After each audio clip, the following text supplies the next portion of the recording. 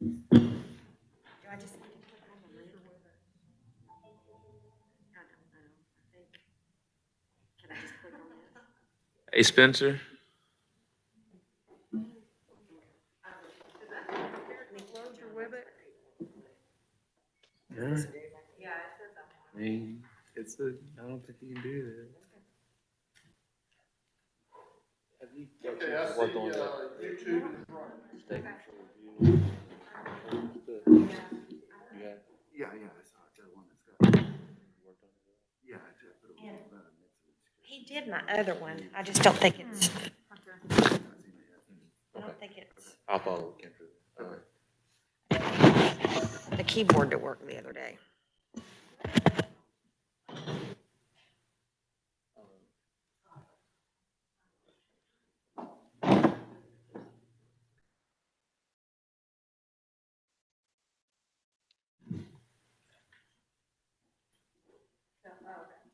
Wendell, he's on the phone. Markings. Okay, are you see? Okay.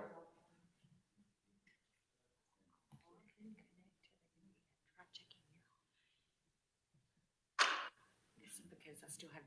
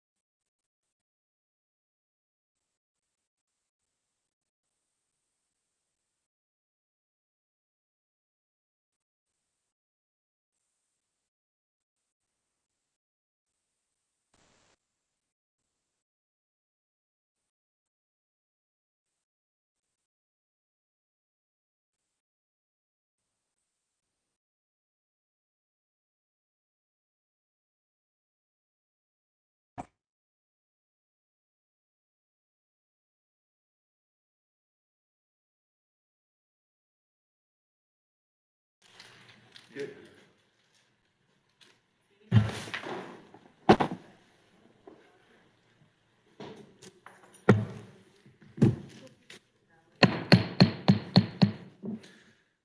Good afternoon to members of the City Board of Directors for the City of Little Rock, as well as our residents and viewers that are watching online for our City Board agenda meeting that's being held virtually due to the COVID-19 steep rise in cases here in the City of Little Rock, as well as the state of Arkansas. I want to take this time to thank our IT and tech and LRTV and communications teams that are making this possible to be viewed online, for all the residents to attend, watch the city conduct business. That being stated, we'll begin with today's agenda that will set the agenda for the January 18th City of Little Rock Board of Directors meeting. We have on number 9 that will be a deferral. I believe City Director Adcock has a question on 5 and 6. Are there any other questions on items 1 through 6? Director Adcock? Yes, on item 5, I notice that this is a 10-year lease. We have the new police building being built. What is this building going to be used for, and why are we doing a 10-year lease on a building when we have a new building? We will have the building across the street, and this is for a 10-year lease over at the old VA hospital. Mr. Moore, I know you've been working on that lease. Director Hancock, you would remember that the police department has actually been in this facility for quite some time, over 20 years. This was the original lease with the Institute of Basic Life Principles. Remember, they bought the building and renovated the first floor for PD. Originally, the downtown division was based at the VA. When 12th Street opened, they moved over there. So the LRPD continues to use it for housing our special ops and other specialty programs. There's a developer that has purchased the building and intends to develop it into multifamily housing. We have typically done a 5-year lease with a renewal of additional 5 years. So we've really have had a 10-year type of agreement with regarding the building. The space at the new headquarters is all spoken for, so to speak. And I think it's important to continue a presence in that area. This helps the overall redevelopment of that facility. And again, we typically have done a lease that is 10 years in nature. This just commits to a total 10 years. The police department is supportive. And again, I think it's very important that the city stay committed to that area on the south of Main and Roosevelt. Okay, and then on item number 6, I would like to know who, this is the Daisy Bates house, doing some repairs on it. What kind of repairs are we going to do? Who requested the repairs? The city will work with the foundation. This is very similar to the Terry House, not at the same amount. However, this structure is very important to Little Rock's history, as you know, DC. And there was an event Monday, and they talked about at the house, and they talked about the need for renovations. So we'll work closely with the foundation to identify, just as we'll do with the Terry family, to identify what those renovations need to be. Okay, because I talked to someone that was very familiar with the house and they didn't realize there was any repairs that needed to be done. And it seemed like this popped up all of a sudden, and we have so many needs in this city that I wonder how it came to be at the top of the list and exactly what repairs was being done for $100,000. And then remember, the board, this was part of the budget amendment that the board passed last month. So this was a commitment the city's already made. This just authorizes the city to enter into MOU with the foundation. Do you know, still my question is, what is being done for the $100,000? Well, yeah, we'll get an exact list again. And I couldn't answer that question if it was for the Terry House either, but it's only for capital improvements. I've spent a lot of time over there even this year. There's a lot of needs at the house. This by no means takes care of all of the needs at that house. Okay, But we'll work with the foundation and we'll once the list is finalized, we'll send you that. okay, thank you.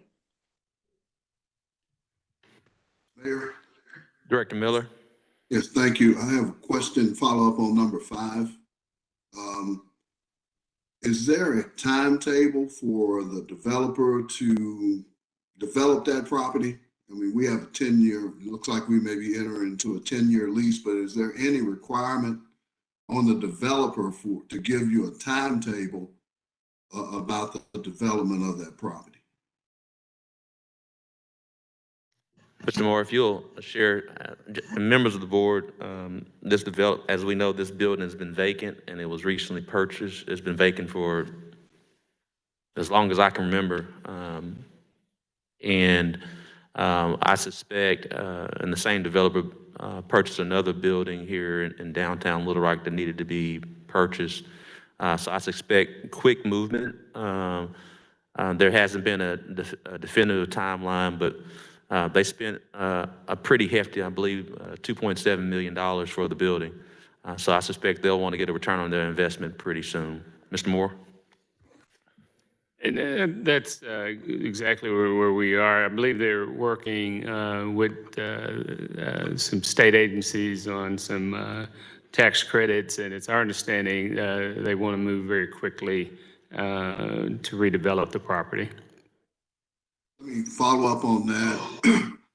Is this, and I imagine that this is separate and apart from our house and the land they have over at that old VA?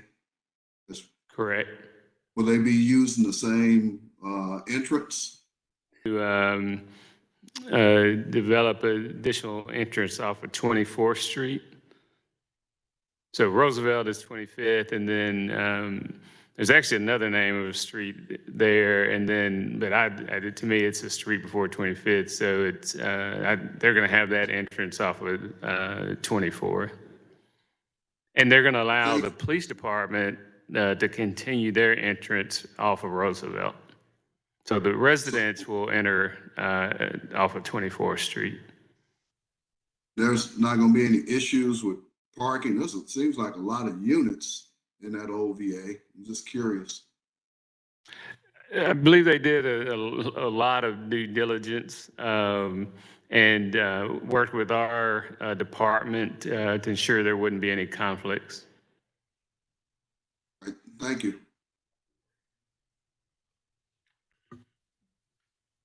All right.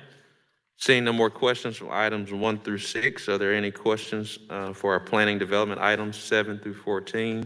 Right. Yes, ma'am. I would like a presentation on 11, 12, and 13. Yes, ma'am. If we'll, Director Wright has requested presentation on 11, 12, and 13. If you'll bring in Director Collins from the waiting room to present virtually.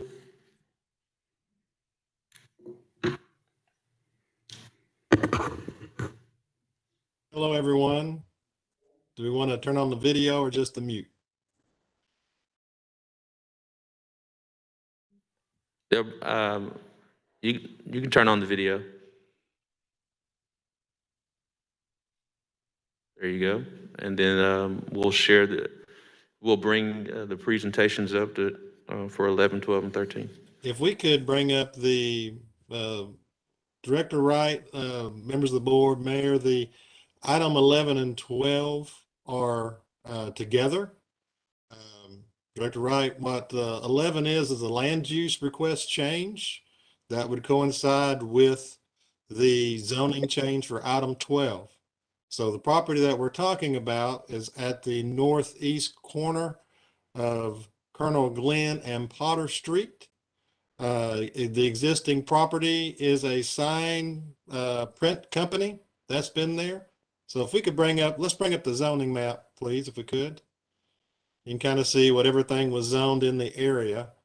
So currently it is zoned industrial. So it is I-2. So it's not quite light industrial. It's, starts to be medium industrial. The church is just to the west of it, as close as you get to Colonel Glenn. The Dollar General is to the east of it. If you remember, the planned development for the Islamic Center was at the PCD just to the north of it.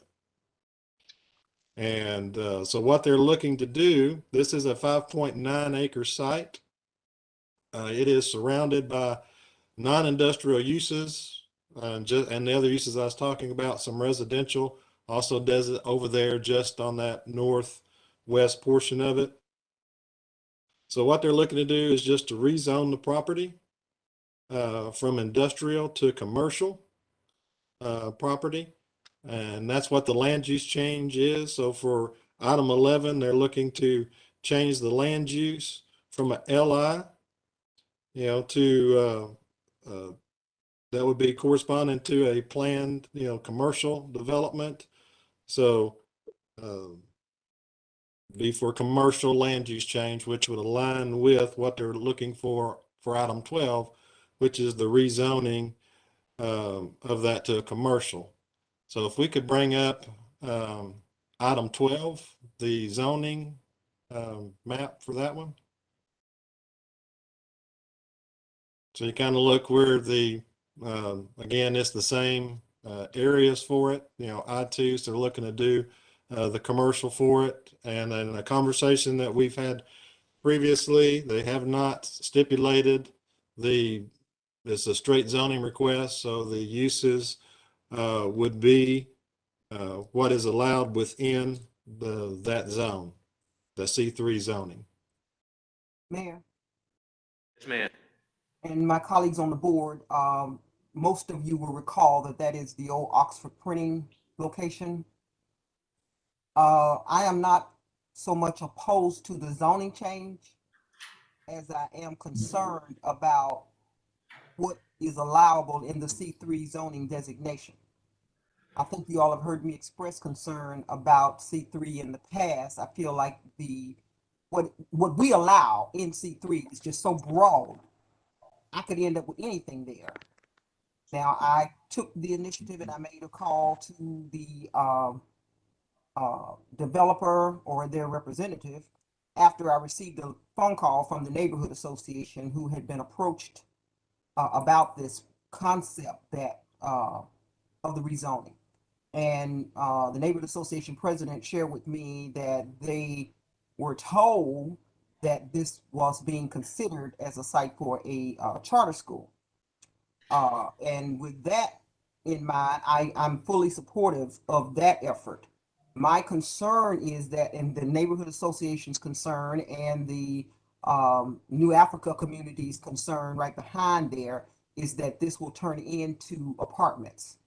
And on Potter Street, LRPD is aware of this as well as our housing department. We have some serious issues going on in the area at 44th and Potter. And the New Africa community is feeling the pressure And I sent in recently a request for Mr. Moore and his staff to address some of these issues which have been ongoing. So if this turns out to be what I was told by the representative of this organization, that this would be a charter school, that would be ideal, because the neighborhood is already vulnerable and it's under stress right now, and we do not need any more multifamily there. Now, when I spoke to these representatives, they actually stated that they were going to be looking at this property behind there that's designated as multifamily, because their concept would take over all of that.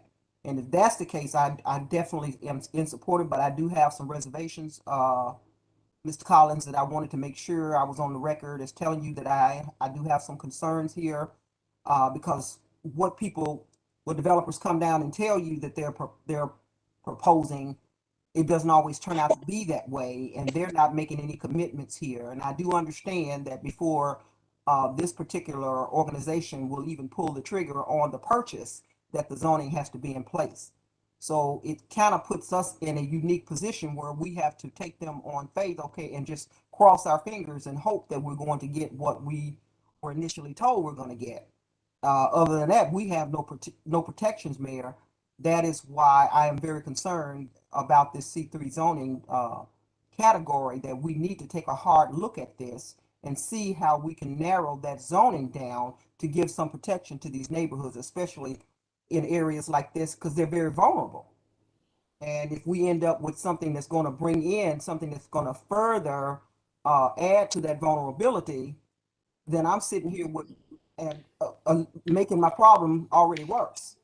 So planning department to take a look at that C3 zoning to see how we can narrow what is allowable in there. Thank you so much, Director Wright.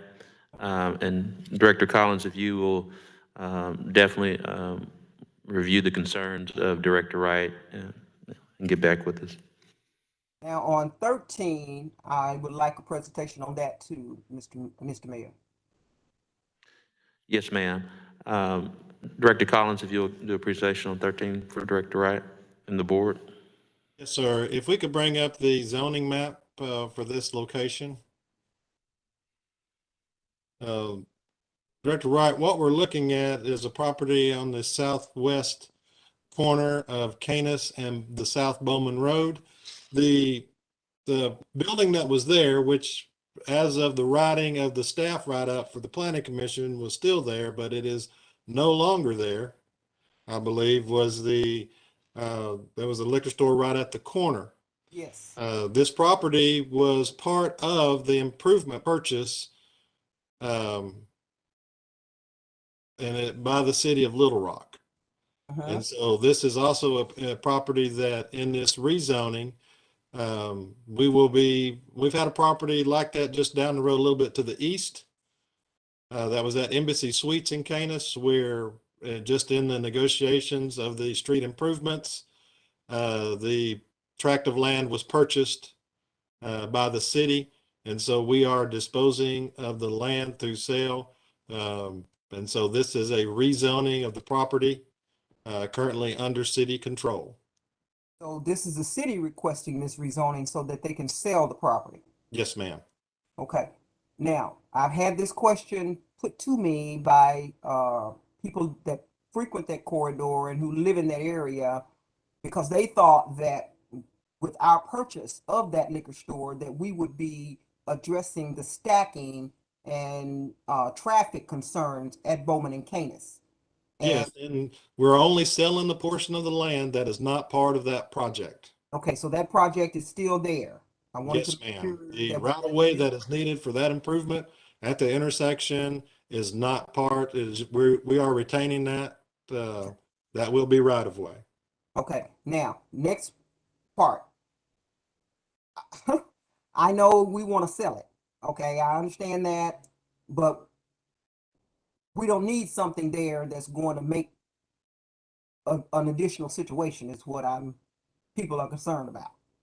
Yeah, and if you look at the adjacent property, which I believe is going to be combined eventually with the one that we're talking about, that whole intersection is C3, and even the planned developments that are there are C3 in nature.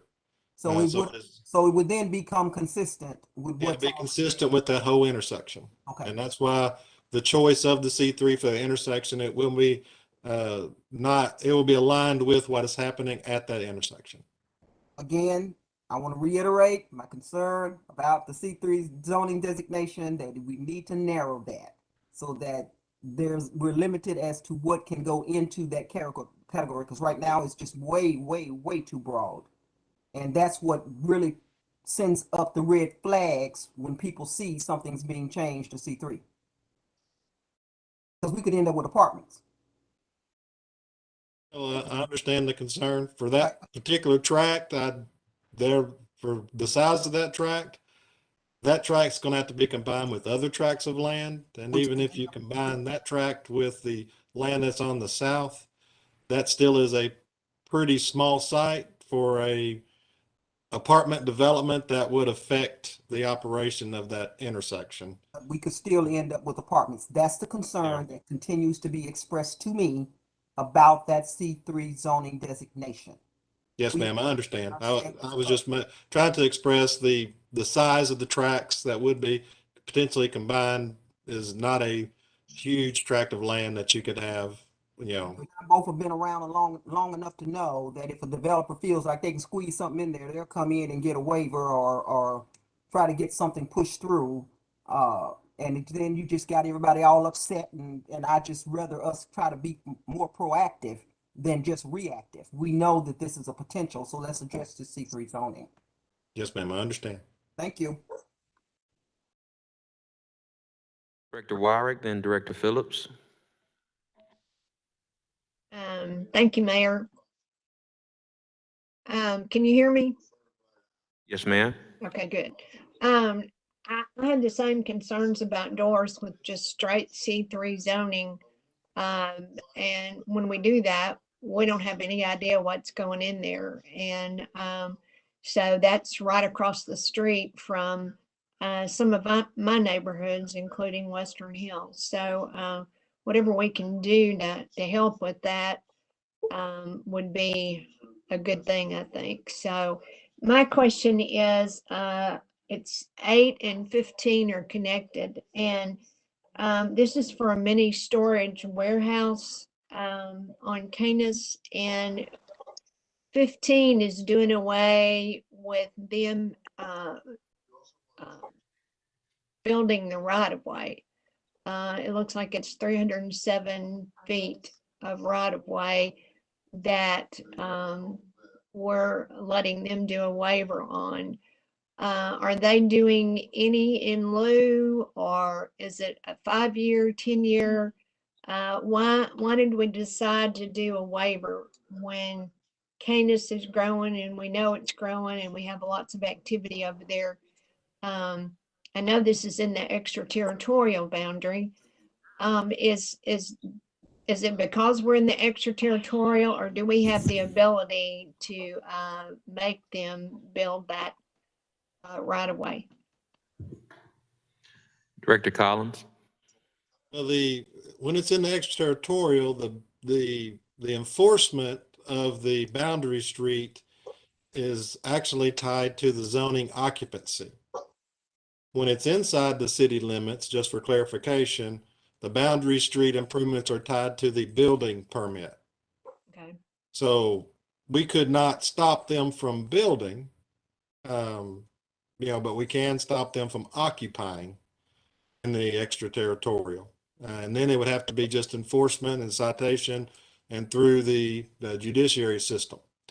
Now, I do want to point out that they are proposing to do some improvements in the right of way per the boundary street. So it's not a full waiver of the boundary streets. What in the write-up, what they had requested in that waiver, they're going to dedicate the right of way necessary for Canis through the length of their property. They are going to construct the east 120 linear feet of Canis to the master street plan, which is widening on the half of the south side of the property. They are going to install culvert crossings. There is a small waterway that's coming across Canis at that location. So they're putting in some barrels, 2 5x10s and a double, to replace add to the existing 5x7. And they're going to extend Rock Creek. It's kind of if we pull up the site plan on the sketch plan on, you kind of see how Yeah. that it's kind of getting redirected. So that waiver is just to improve or install about that 307 feet down through there. And that is not a decision that sometimes we reduce the sections as they get further out into the extraterritorial boundary of the Pulaski County regulations, and their master street plan says that all improvements has to be done pursuant to our guidelines and our Okay. ETJ. And we are allowed to reduce that section, but we cannot waive them in its entirety. And this would be a waiving of that. And when I talk about reducing the sections, we would not necessarily have them install storm drainage piping on a roadway that may not have any storm drainage ever tied to it. This is a close proximity to what widening has been done right there at that intersection where Costco is. And just knowledge of several improvements that is happening in the area west of this site, including this site, north of this site, and some other properties. That is why staff couldn't support it. We felt that that the improvements needed to be, that it just didn't need to be waived. Now, if you're talking about the in-lieu, the in-lieu is a decision, and it's based on hardship. It's not necessarily guaranteed. If you look at the Boundary Street ordinance, it's based upon whether you're meeting, a hardship. Is the widening of the roadway coming up over a hill that if they widened it another lane and a half and they didn't cut down the road 5 feet to meet the AASHTO design guidelines, we'd have this wider road built that does not meet current design guidelines. So it's kind of those types of in-lieu that we're looking for. And then we're also bound by time, by state law, that if we do not spend those funds within a period of time, they are returned back to the developer. Okay. And so I believe that Canis, with the development that could potentially happen over the next 5 years, we do not believe that the in-lieu is a route to go. So I'm trying to figure out, it looks like staff was for item 8. I'm looking at this right. They were 8, and it passed the planning commission 9-0. But the waiver you were against, and the planning commission vote was 5-4. So Did not I'm get the 6. okay. So can that, I mean, I know you went through some particulars, but they can build the building, but we could hold up the permit if these building plans are not done for the street. That's correct. We could essentially, when they try to occupy the building, our enforcement action would be a citation because our zoning is enforceable out in the extraterritorial, and that is tied to zoning and the master plan pursuant to the planning commission. So we'd take them to an environmental court to enforce the construction of the boundary street. Okay, so the planning commission approved the building, but did not approve the master street plan. So it almost seems like those ought to be going hand in hand, I guess, because this is a public hearing. It wasn't put with the building rezoning. Is that what the deal was?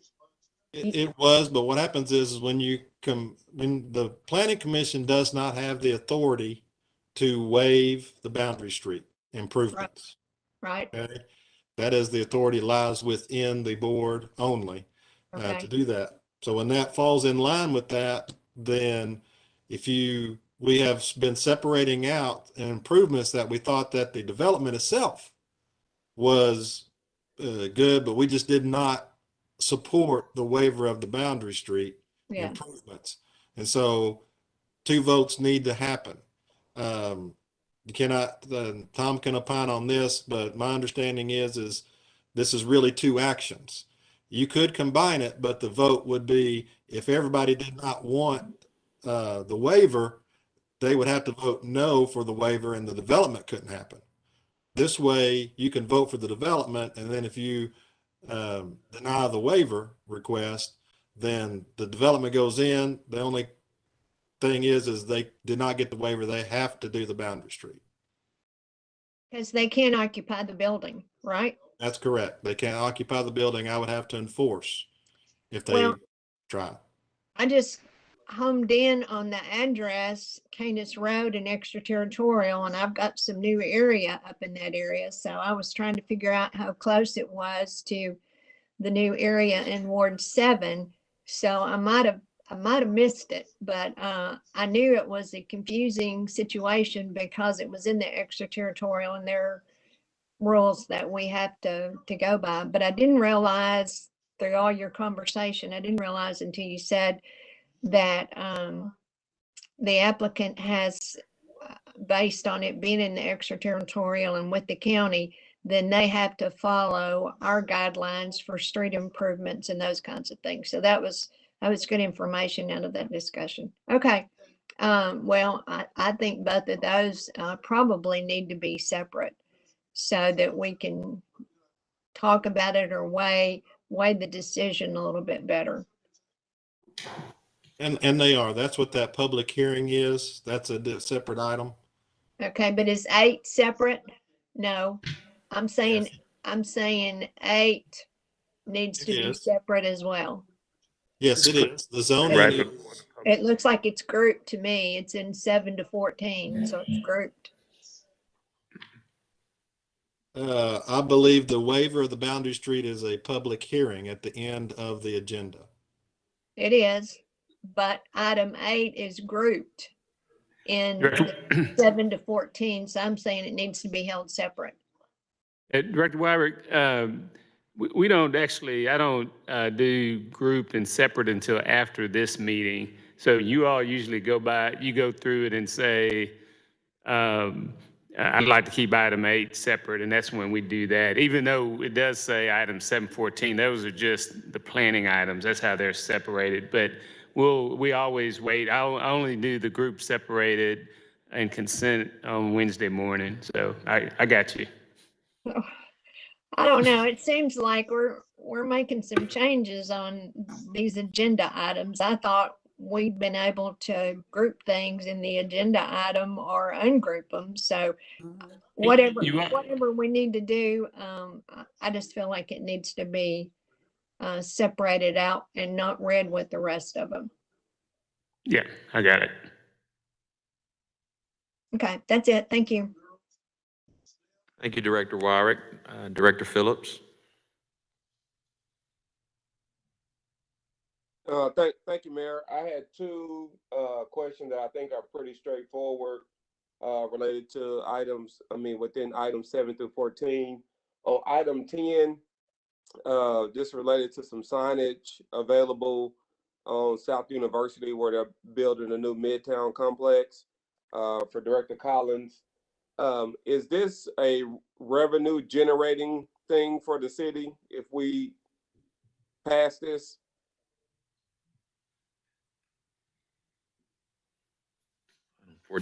all signage is permitted on a cycle basis, but and we do receive revenue for sign permits. It is not based upon who uses them. So we're not the ones that sell or the advertisements. It is just based upon square footage pursuant to the sign ordinances and our codes. And it just allows, so if somebody comes in and actually replaces the face of the signs, we kind of do inspections and see if they're enlarging the signs, stuff like that. So yes, it is a revenue generator, but it is not an extensive amount. It is just what our typical sign ordinance revenue is done throughout the city for a permit only. Okay, understand that. Secondly, as it relates to number 11, there was some mention in the write-up that there's a future land use plan for the ballpark area. And you don't have to go in. I mean, one, I'm hoping I'm understanding that correctly, but two, if there is a future plan, is that written down somewhere? Can you send that to us? Maybe my colleagues already have it. I'm just unaware of what it is. Yes, then there's a, what I can do is I'll get with, the city administration will send out some links. We have plans that we now have digital for several neighborhood plans and that we've done throughout the years that we've scanned in that we have available for everybody to look at. So for the new commissioners, if they haven't seen those, some of the commissioners been here for a while may have seen some of the ones that have been developed by us. So we'll make that one and we'll make others available as well at the same time. All right, perfect. Thank you, Director Collins. That's all I have for now, Mayor. All right, Director Wright. Mayor, I would like to piggyback on something that Director Collins said about the neighborhood plans and address this to the city manager. Mr. Moore, the John Barrow neighborhood plan needs to be updated. I had approached you with this, I think, prior to the pandemic, and of course, everything just went awry.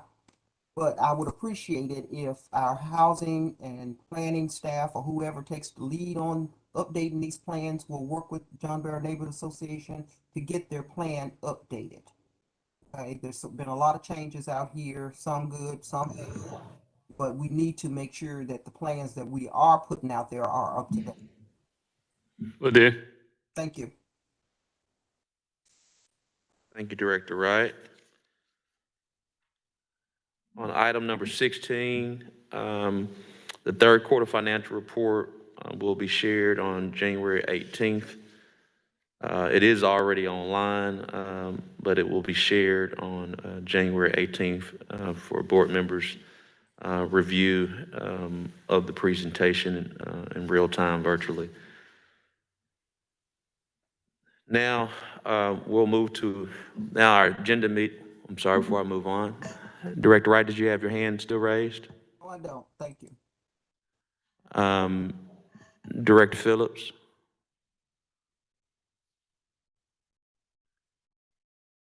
Yeah, yes, sir. Thank you, Mayor.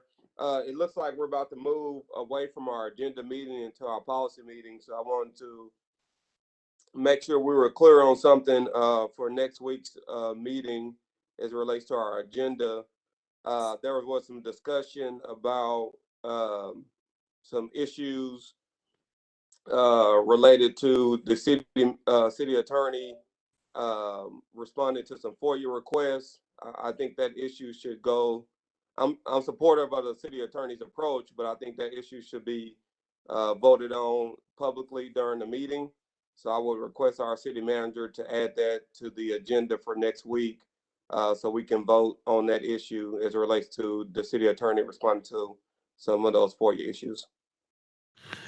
Thank you so much. Mayor, Director Wright? my question along those same lines, does it require a vote by the board of directors, or can the city attorney make that decision? Do we need a board vote? And if I may, I agree with you, Director Wyrick. I didn't think that it required a board vote, but based on my conversation with the city attorney, he was seeking approval. Approval to me means vote, and if approval or a vote is needed, it's my understanding that should be done in a public forum. But I agree with you generally. I didn't think approval was needed, but if it is, then it needs to be done in a board meeting. And I had my interpretation of the inquiry was that he was letting us know. So if we did object to him approaching the attorney general, then we would need to bring it up at a meeting, and then we would proceed to a vote.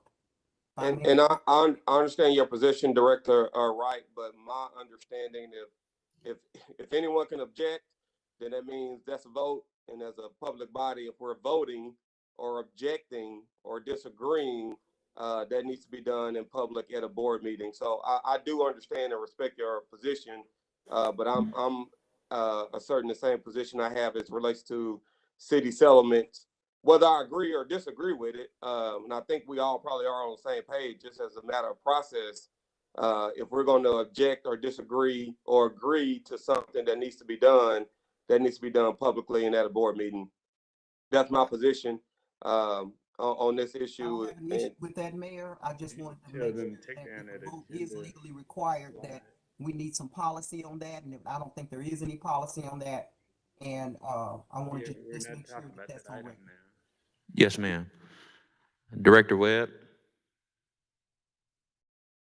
Thank you, Mr. Mayor. Before we move on, I wanted to address a couple of things that I sent out to the board. One via Ashley, and then the other one I sent out right as the meeting started, and I apologize for my tardiness on getting these things out. It didn't have anything to do with Ashley, it was all me. But the first thing, last week we discussed the celebratory gunfire, or the so-called celebratory gunfire and fireworks. And I mentioned that I had heard from a number of constituents who sent articles to me, and I put those together, and we got those to you all shortly before the meeting started. And I wanted to call your attention to something else in that email. A couple of years ago, right before the pandemic, Dean Rutherford, who was dean at the time, invited city directors to a meeting at the Clinton School, where a noted author and researcher named Thomas Apt spoke about his new book called Bleeding Out. It's an excellent book, and some of the material that's in the packet I sent you is directly related to what is in his book. In the email, I offered to purchase copies of the book for anybody on the board who wants to read it, but I know we have a budget too. So I'm hopeful that folks will want to take us up on this. It's not a liberal book, it's not a conservative book, it's a practical book for tackling urban violence. So if folks could let me know, then I'll get with Bruce and we'll see if we can get some books ordered for those who'd like to read it. And then the second thing, and this was very tardy, also my fault. Tom and I had communicated, but we were having some computer issues with each other. And I sent you all a rough draft of a potential resolution.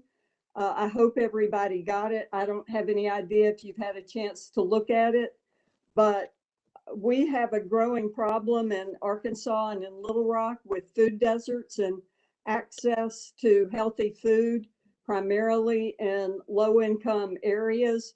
And I would ask that we have a moratorium on any additional dollar-type stores.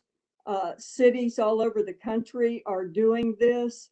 And so I hope you will take a look at that very rough draft that deals with that talks about specific things that we might look at as we hopefully join other progressive cities in dealing with this issue. So I just wanted to make sure you all got those two emails and had a chance to look at it. And if people have questions about uh, the food desert or the food insecurity issue, I'd be happy for you to email me or email somebody who I work with, and we'll be happy to address those with you.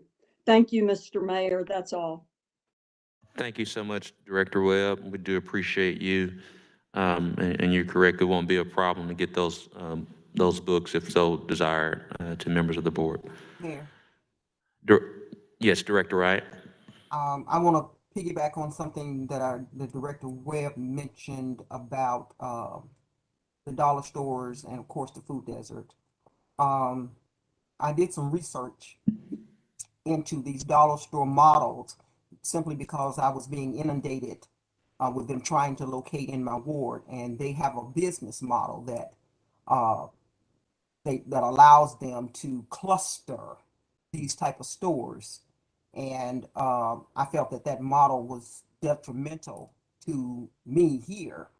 But their model is that they like to send in whatever trucks they're going to send in, and they service everybody at one time. And so I can understand their business model, but I agree with Director Webb that we need to do something to protect our more vulnerable neighborhoods in this instance. But at the same time, we need to ensure that we have available healthy foods and so forth. And that brings me to a request that I had submitted to the city manager for an outdoor learning center and um, uh, community garden with the greenhouse and so forth. And all of the pieces were in place, and we even had AT&T participating. And I did get an inquiry from them if we were going to proceed with that project. If not, we need to return that check to them, Mayor, Mr. Moore.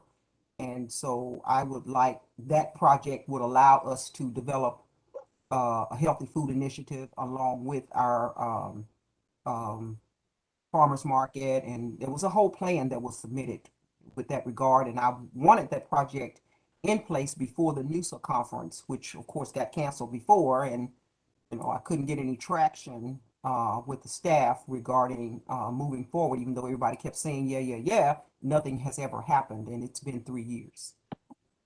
So I addressed that to Mr. Moore while I concur with my colleague, Director Webb.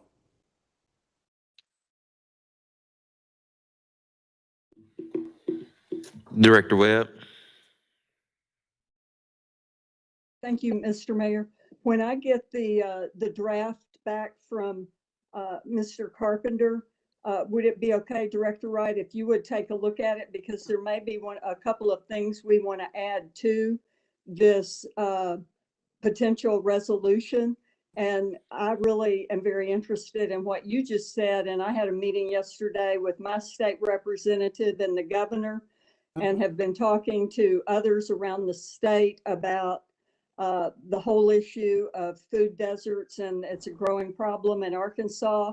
And many states are taking action on this. And if we as a city and we as a state could take action together on this, I think we could actually make some significant progress. So as soon as I get that from Tom, I'll ask him to forward it to you so we can hopefully collaborate on this. I appreciate that inclusion. As you know, I am considered a food desert out here, and that's why the outdoor learning center concept came about. And I've got all these partners and that are standing waiting, and they've been waiting for 3 years for us to move forward on this. And hopefully this will give me some traction. And it's great to know that the state is interested, and so maybe I can get some additional dollars if that is what's required. I just want to move forward and try to encourage healthy eating by showing people and, you know, what they can do, and teaching the kids at a young age how to eat healthy and grow healthy. And thank you. Thank you, Director Wright. We'll now, Mayor, I'm I've got sorry, just Mr. Moore. two kind of direction questions. It's not easy to put the agenda together between Tuesday and Thursday. So I've got Director Webb, is it your intent you'd like to have that on the January 25th agenda? I would like to have it on the agenda as quickly as possible. And I know we've had some discussions with Director Phillips on things recently on expediting things to the agenda. And that was one reason I wanted to pass out the rough draft tonight so people could get it in their hands. And I know that it's possible to have it on the agenda earlier than the 25th, but whatever the current process we have, if there are options to get it on, that would be my preference. Okay, I'm glad I asked the question. I had a good conversation, and it's not fully completed with Director Phillips, but one of the concerns he had was because of the current rules that you have to wait until the the Tuesday of the board meeting to actually add something to the agenda. So that was one of his concerns. So one of the things I agreed to, and I was going to put it in writing, but I'll go ahead and let you know, is that if you introduce something, you have a draft of it that can go out on by Friday. And Tom was a part of this conversation too, that we'll add it under the modifications page or section and show that it's sponsored by, in this case, Director Webb, and will require a supermajority to add to the agenda. So that will take care of one of the issues as far as notification of the general public. Now, you still have the right on that next Tuesday, if you want to add something and have the votes, and that's something he's also working on or thinking about. And then, so this will be our first try at that process starting on Friday.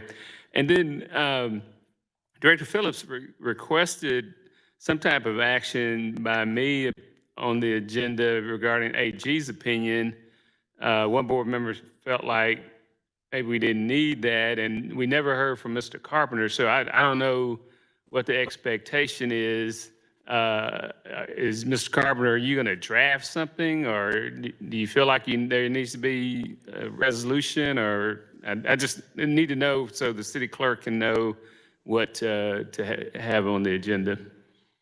Well, we're not asking to settle a lawsuit. I don't think it takes a vote.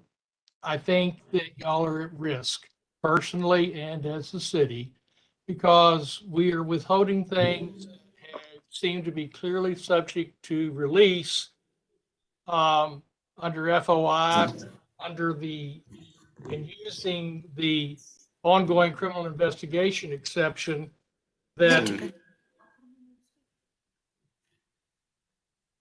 Can y'all hear? Yeah. The ongoing criminal investigation exception, the prosecutor has a much more involved conclusion as to what that would entail.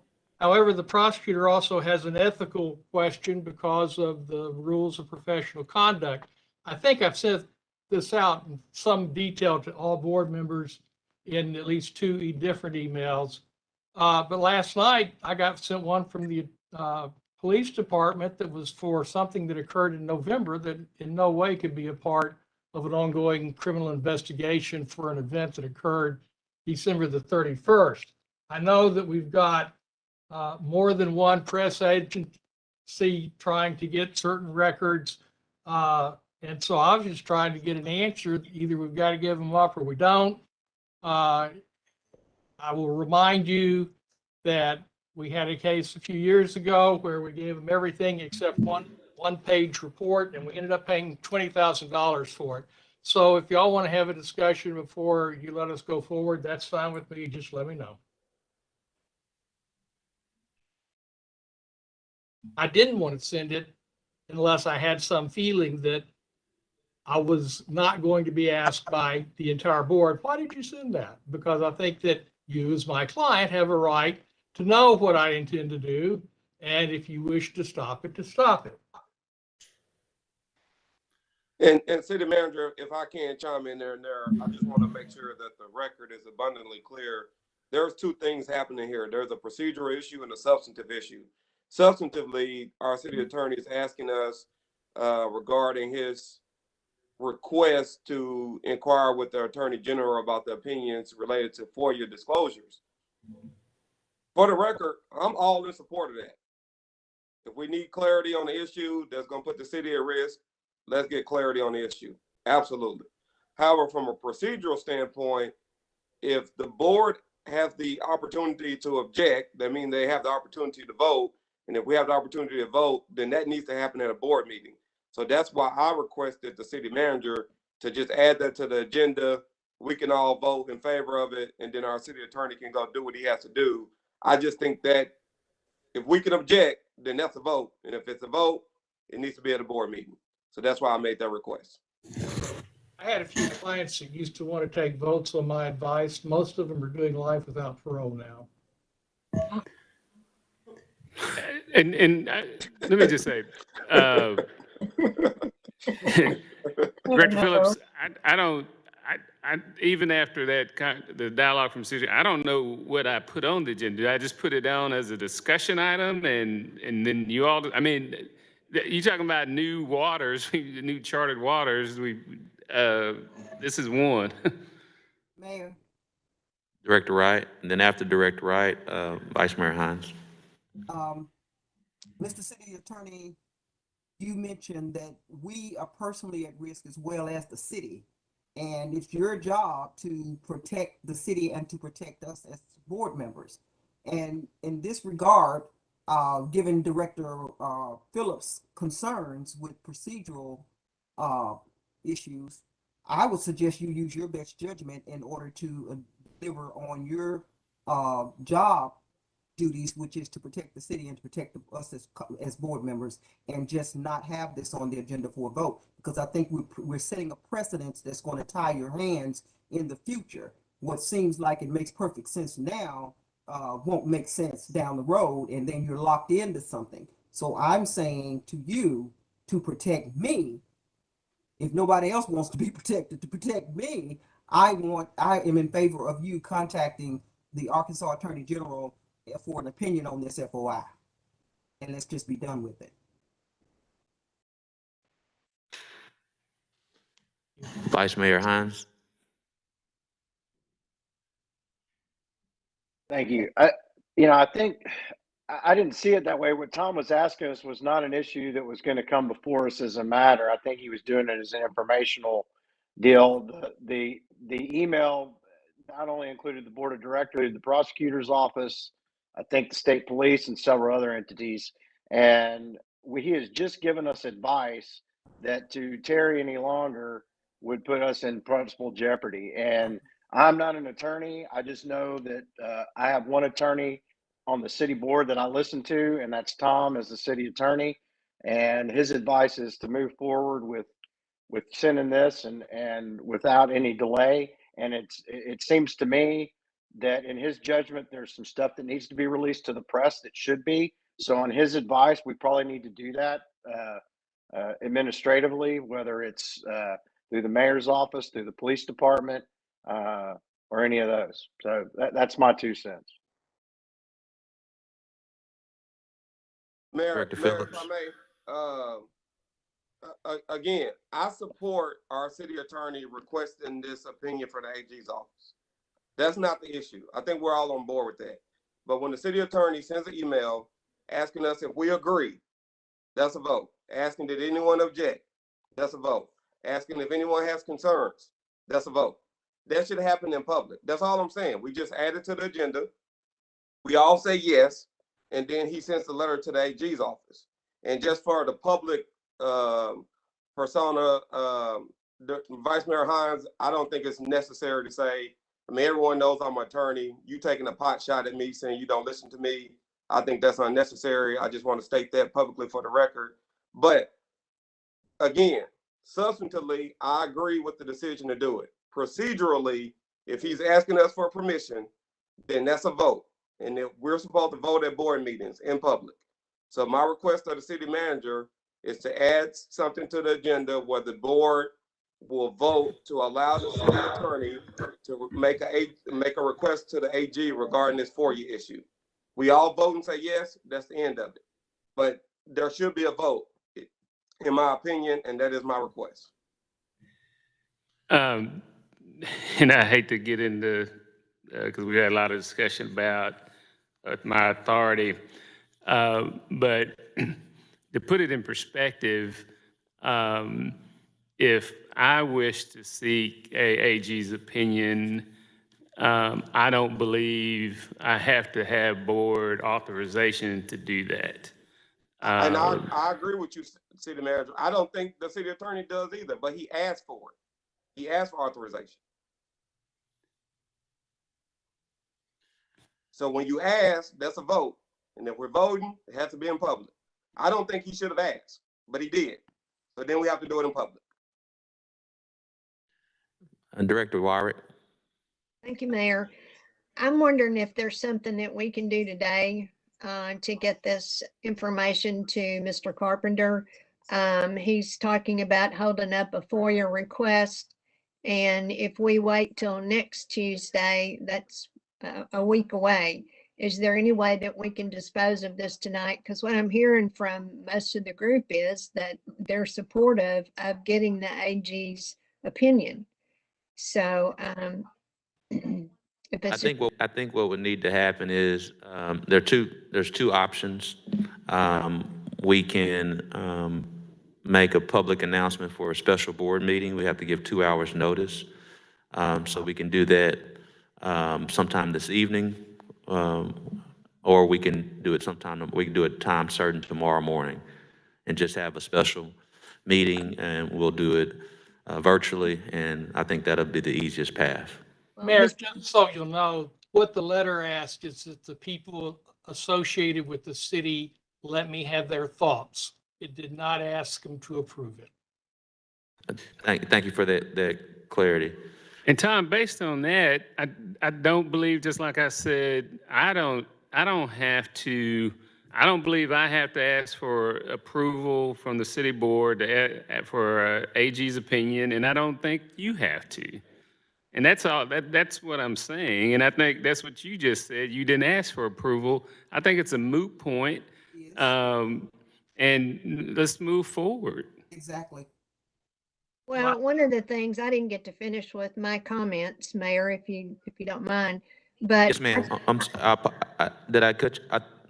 I was trying to answer your question. I apologize. yeah, but that's fine. That's fine. But I just feel like Tom is trying to keep us informed. I mean, he's kind of been in trouble a couple of times because we didn't know things. And so I think it's just his way of sharing the information that's going on to let us know so we won't be blindsided as we have been on a couple of issues in the past. So I'm agreeable to say, let's do it and move on is where I am with it. Thank you. And I hate to belabor this, but I am.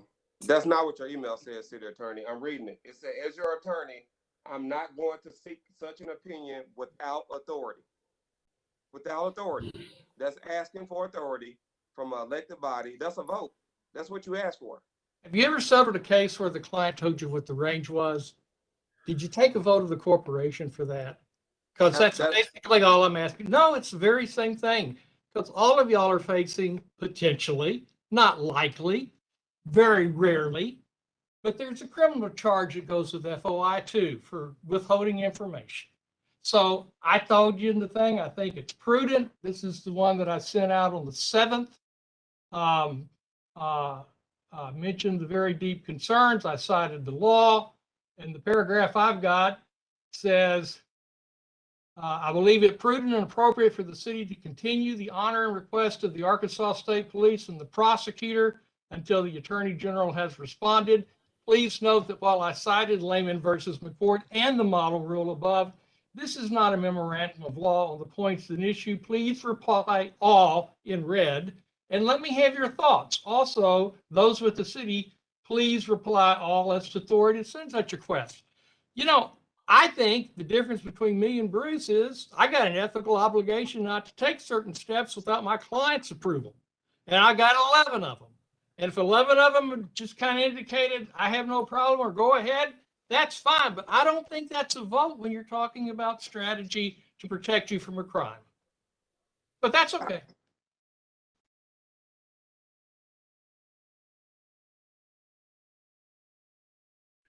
Director Adcock. Yes. I see no reason for a meeting this evening or in the morning. I think that the city attorney, who is our city attorney, he has made it very clear that it was just keeping us informed. And there's lots of people that should take a lesson from him, that the board needs to be informed more about what's going on. And we don't have to set up more meetings to have in 2 hours. So I think the city attorney understands that I have complete support in him, and that after he informed me of it, that's the way it should go. Thank you.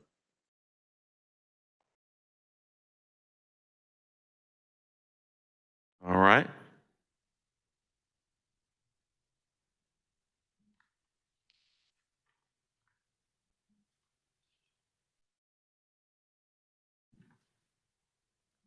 This agenda meeting will now transition this agenda meeting to our policy discussion. We're now in our policy discussion phase. Today, we have scheduled 2 presentations for the Office of Diversity, Equity, and Inclusion policy presentation, as well as a waste disposal update. Director Adcock, I think it's my understanding you made a request to postpone. Do you please share with the board? Yes, I did. I made the request to do this in person. I do not feel like that these virtual meetings are as productive as our personal presence at board meetings are. And I made the request that until we can be at a board meeting, that these are postponed. And I was told earlier that you had agreed that they would be postponed until the 25th. Yes, I have shared. One, I want to make sure that I'm being very clear.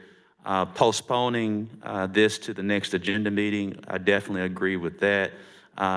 Our current status as it relates to virtual meetings, that's until further notice. Members of the city board are always welcome to attend the meetings in person, but as we're still under the COVID-19 precautions, we are at this point, as we shared earlier, until further notice, we will remain virtual. And so I believe Director Compuris can share with you, again, the cases now are higher than they were March of 2020. I believe today we are somewhere around 700-800 cases for the state. The last 2 or 3 days, we've been hovering around 8,000 to 9,000. So I don't foresee us being back in full person until these rise in these cases diminish. Again, that has nothing to do with members of the city board attending in person. You all are always available to do whatever you want to do as it relates to coming to the board meetings as elected officials. So you could be here today, you can be here tomorrow in person. I'm just sharing with you until further notice and be clear that we'll still be in virtual meetings unless things start to diminish. And that's been not only the recommendation from Director Compuris and other health professionals. But we will postpone. We'll have a presentation on January 25th. It will be a virtual meeting. Board members are welcome to attend in person.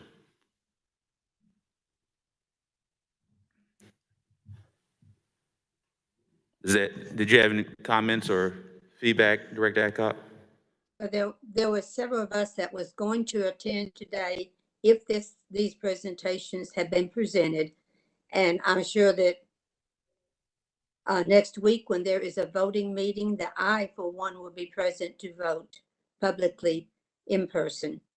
And I'm sorry about the pandemic, but there's certain responsibilities I feel I have to the public. Thank you. I totally agree with you, Director Adcock. And as you shared within your responsibility, if you want to come to the meeting, at any meeting, that's well within your purview. No one's stopping you from attending a meeting. I want to make sure that's clear. I was just sharing with you that we'll postpone, per your request, we'll postpone both the Office of Diversity, Equity, and Inclusion, as well as the waste disposal. They'll be scheduled for the next available policy meeting, which is January the 25th. Now, if we see a fair amount of cases to diminish, then we'll have a full public in-person meeting then, like we've had in the past. But it's my understanding from Director Compuris that we haven't seen the worst of it yet. And so I just wanted to make sure that we're just being clear on the actual meeting, not necessarily board members attending. I think there may have been some confusion there. Director Compuris, were you motion? I guess you weren't motioning. I'm sorry. Director Wright, did your hand? I was going to say that I would have attended as well, had I not been told that these had been postponed. However, I can. And they are postponed. They're postponed. Okay. Yeah. Um, We're not going to present today okay, per, I per will. Director Adcock's request. So when these are back on the agenda, You'll be in person. It'll be uh, back on the policy agenda on January 25th, so so when is our board meeting is, next Tuesday, the which is, 18th. okay, dates are running together on me, I'm sorry. Oh, no, I understand. So just because of that, board members, we're in an agenda meeting today. This coming Tuesday, January 18th, we will be in a city board meeting. This agenda that we've gone over today will be up for a vote on January 18th. On January 25th, we will bring back the policy discussions, presentations of both Office of Diversity, Equity, and Inclusion and Waste Disposal. Director Richardson, I think you had a question. Yes, thank you, Mayor. Can you hear me? Yes, sir. I mean, all this is really more and more confusing to me because after numerous part-time terms of Mayor Daley and at least 3 terms of Mayor Stoller, we address public policy in a specific way. And I think we changed how we did that in the second year of your first term. And without any clarity on me, that's an administrative issue you guys bring to us, present to us. It's nothing we're gonna vote on. It's just an issue, a policy issue. We're doing policy issues different than we've done during the terms of your predecessors. So it's much more confusing to me that if there's a policy issue that administratively you guys want to bring before us, that I can unilaterally or a couple of cohorts say, well, we don't want that to be a part of the policy discussion when the whole issue of how we address policy has been changed totally since you become our mayor. And that's somewhat confusing to me. I'm flummoxed, Lance, as I say frequently. Yes, sir. Members of the board, any additional questions? Director Computers? Frank, I know that you can't comment specifically on Meriwether Park, but I had one of my nurses today who lives next to the park who asked to make sure that the gates are closed at night and open during the day. So if you could check on that for me and then for her, I appreciate it. Yes, sir. We'll make sure of that. Thank you so much for that. Members of the board, any questions, concerns, comments before we conclude today's meeting? Director Miller, are you motioning? I saw you move your hand. I didn't know if you was pressing your signal. I try to pay attention to everyone on the screen. Anything, Director Miller? Make a motion that we adjourn. That's. The meeting is adjourned. Everyone have a great day.